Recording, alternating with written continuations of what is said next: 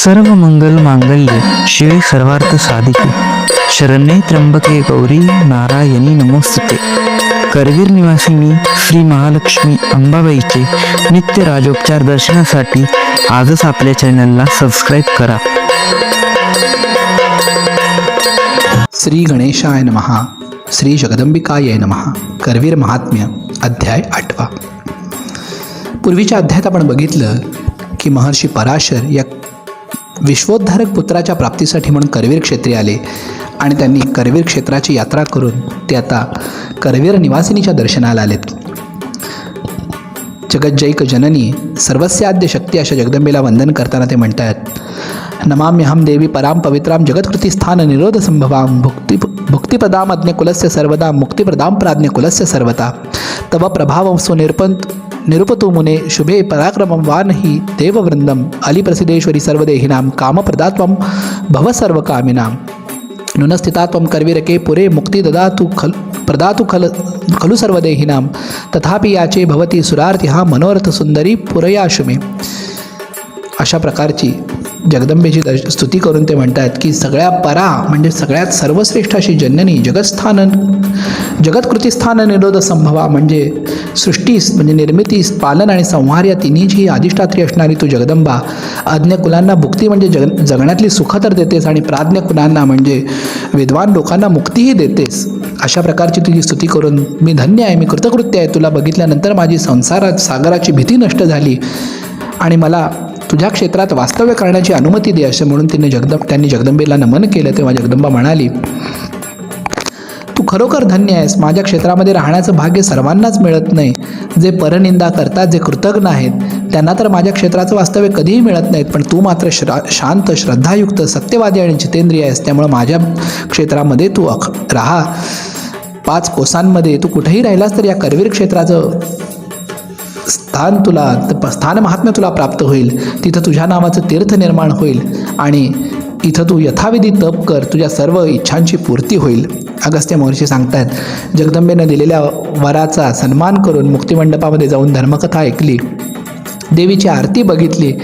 करवीर त्या क्षेत्राच्या पश्चिम दिशेला त्यांनी पर्णकुटी करून वास्तव्य केलं आणि या करवीर क्षेत्राच्या सर्व तीर्थांचं स्नान केलं। कोटी तीर्थांनं उत्तर आणि दक्षिण मानसाची यात्रा केली। अंतर्गृह बहिर्गृही सर्व यात्रा केल्या। काशी क्षेत्राचा विधी करून गया क्षेत्राचं त्यांनी इथलं आचरण केलं। हे करवीर क्षेत्र गया क्षेत्र आहे। या गया क्षेत्राचं महात्म्य असं की नुसतं या क्षेत्रामध्ये जाण्याचा दिशेनं जरी पाऊल टाकलं तरी पितरांचा उत्सव सुरू होतो।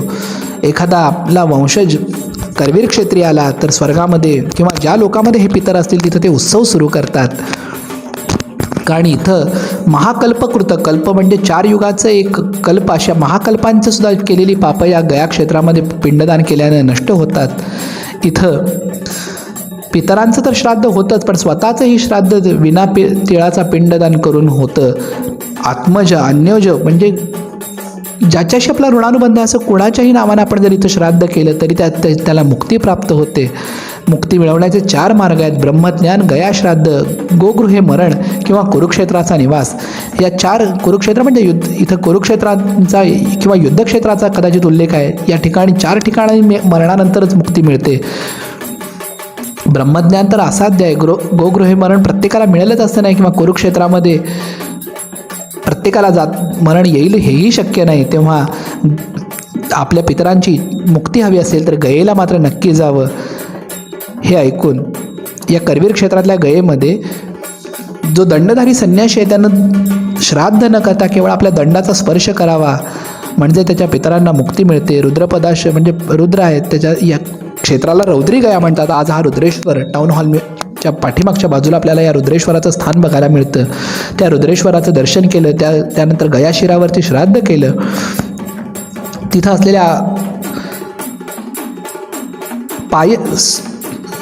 सातूच्या पिठानं, तांदळानं, फळांनी, मुळांनी, कशानंही त्यांनी पिंडदान केलं तर त्याचं फळ मिळतं। सगळी मात्र दरवेळेला श्राद्धामध्ये मुंडन करावं लागतं, पण मुंडन उपवास हे सगळं या करवीर क्षेत्रामध्ये वर्ज आहे। त्यामुळं गयेमध्ये प्रवेश केल्यानंतर फल्गू तीर्थ हे तर फल्गू तीर्थ म्हणजे आज कोल्हापूरमध्ये जिथं ट्रेझरी आहे, देशभूषण हायस्कूल आहे, त्या देशभूषण हायस्कूलच्या समोर गया गदाधराचं मंदिर आहे। त्या गया गदाधराच्या मंदिरामध्ये फल्गू तीर्थ आहे। अपरण्यी शुचिर्भूत्वा म्हणजे अपराह्नकाळी शुचिर्भूत होऊन प्रेतपर्वतावरती गेले. आता हा प्रेतपर्वत म्हणजे सध्याचा जो ब्रह्मपुरीवरचा दर्ग्याचा परिसर आहे त्या भागामध्ये कुठेतरी एक क्षेत्र असलं पाहिजे, कारण आता तशी प्रेतशिला बघायला मिळत नाही. पण प्रेतशिला म्हणून स्मशानाच्या बाजूनं इथं त्यांनी सांगितलं की हा ब्रह्मस्तंभपर्यंत यत्किंचित सचराचरा मया दत्तेन तो येन तृप्ती माया तू सर्वशा. म्हणजे आ ब्रह्मस्तंभपर्यंत जर कोणी आमच्याकडून अतृप्त राहिला असेल तर मी दिलेल्या या पाण्यानं ते तृप्त होऊ देत, असं म्हणून तीळ मिसळलेलं पाणी त्या पितरांसाठी म्हणून अर्पण करायचं. जर कोणी आपले पितर प्रेतत्वामध्ये असतील तर या क्षेत्राच्या महात्म्यानं इथं दिलेल्या तीळयुक्त पाण्यानं त्यांचं प्रेतत्व नष्ट होतं, असं या प्रेतेशाचं महात्म्य आहे. आणि या सगळ्याला देवता आणि लोकपाल साक्षी राहतात की मी माझ्या पितरांच्या तृप्तीसाठी इथं प्रयत्न केला, माझे पिंडदान केलं, तिलतर्पण केलं. अशा प्रकारे प्रार्थना करून फल्गू तीर्थाला गेले आणि फल्गू तीर्थाला गेल्यानंतर सर्व पितरांच्या मुक्तीसाठी त्यांनी प्रार्थना केली. सगळी तीर्थ या फल्गू तीर्थाजवळ गंगा पादोदक विष्णू फल्गू ह्यर गदाधरा, म्हणजे ज्याप्रमाणे गंगेचं चरणतीर्थ म्हणजे विष्णूचं चरणतीर्थ म्हणजे गंगा, त्याप्रमाणे गदाधराचं चरणतीर्थ म्हणजे ही फल्गू आहे. ही साक्षात द्रवरूपानं म्हणजे साक्षात तीर्थरूपानं भगवान नारायणच इथं आहेत, असं म्हणून या फल्गू तीर्थामध्ये स्नान करावं. सहस्र अश्वमेधांचं जे पुण्य आहे त्याचं सुद्धा फळ कमी पडेल असं या फल्गू तीर्थाच्या अभिषेचनाचं फळ आहे. फल्गू तीर्थामध्ये आंघोळ करून गया गदाधराचं दर्शन करायचं आणि आत्मानं आपल्या पितरांचं श्राद्ध या नारायणाच्या चरणांवरती करायचं. पंचामृतानं स्नान घालून पुष्प वस्त्रानं अलंकृत करून या नारायणाचं पूजन करायचं. पहिल्या दिवशी हा विधी केल्यानंतर दुसऱ्या दिवशीचा विधी सांगितला आहे. दुसऱ्या दिवशी धर्मारण्यामध्ये जायचं. आता सध्या धर्मारण्य आणि धर्मेश्वर हे स्थान मिळत नाही. आणि तिसऱ्या दिवशी ब्रह्मसरोवरामध्ये स्नान करून तिथं ब्रह्मदेवाने लावलेल्या आम्रवृक्षाचं पूजन करायचं. तिथं यम आणि त्याचे श्वान असलेल्या श्याम आणि शबल या वैवस्वत कुल दोन्ही श्वानांसाठी सुद्धा काकबली द्यायचा. इंद्र आणि त्यानंतर गया गदाधराच्या तीर्थामध्ये आज ही सगळी पदं जरी इथं स्वतंत्र दिलेली असली तरी आज या देशभूषण हायस्कूल समोर जे लक्ष्मीनारायणाचं मंदिर आहे तिथं तळघरामध्ये ही या देवांची स्थानं आहेत. आणि तिथं म्हणले रुद्रपदांमध्ये जर आपण श्राद्ध केलं तर आपले पितर रुद्रपदामध्ये दिव्य होऊन रुद्रपदाला जातात. तिथं जर आपण सपिंडाचं श्राद्ध केलं तर त्यांना अक्षय असं शिवपद प्राप्त होतं. जर विष्णुपदावरती श्राद्ध केलं तर विष्णुपद प्राप्त होतं.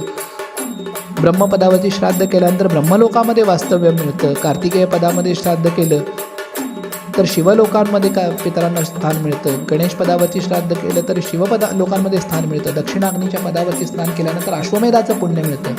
गार्हपदाग्नीवरती त्या पदावरती श्राद्ध केल्यानंतर वाजपेय यज्ञाचं फळ मिळतं. आवाहनी या अग्नीच्या पदावरती पिंडदान केल्यानंतर राजसूय यज्ञाचं फळ मिळतं. या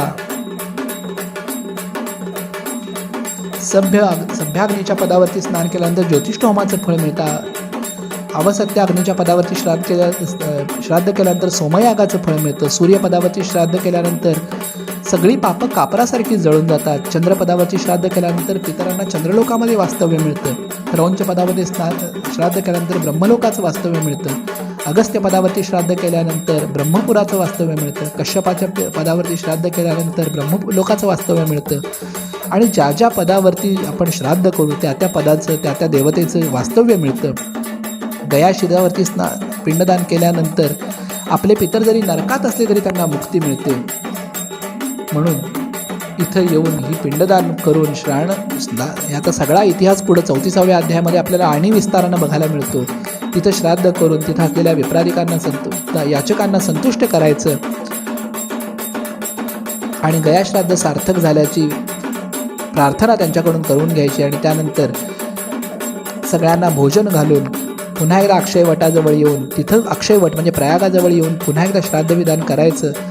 तिथं शाक म्हणजे भाज्या आणि अन्न देऊन लोकांना तृप्त करायचं. याप्रमाणे वटेशाची पूजा करायची. तिथं आल्यानंतर बालरूपधराशा योगशाही नारायणांची स्तुती करून त्यांची स्तुती करण्याचा मंत्र इथं दिला आहे. एकारणवे वटस्य आग्रेय शेते योगनिद्रया बालरूपधरस्तस्मै नमस्ते योगशाहीने संसार वृक्ष शस्त्राय अशेष पाप हरायच अक्षय ब्रह्मदात्रेच नमोक्षय वटायच म्हणून अक्षय वटाची पूजा करायची. अशा प्रकारचं सगळं विधान पराशर मुनींनी पूर्ण केलं. या ठिकाणी करवीर महात्म्याचा 8वा अध्याय संपूर्ण झाला. जय जगदंब उदय. श्री आदिदेवी रेणुके भवानी ग पाव मला तू तुके. श्री आदिदेवी रेणुके भवानी ग पाव मला तू तुके.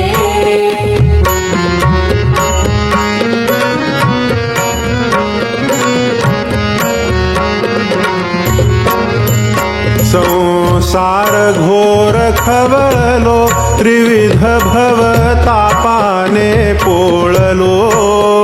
संसार घोर खवळलो त्रिविध भवतापाने पोळलो. षड्वैर्यानी गांजलो दुःख प्रारब्धजन्य भोगलो. षड्वैरानी गांजलो दुःख प्रारब्धजन्य भोगलो. त्राहि मां पाहि त्र्यंबके भवानी ग पाव मला तू तुके. श्री आदिदेवी रेणुके भवानी ग पाव मला तू तुके.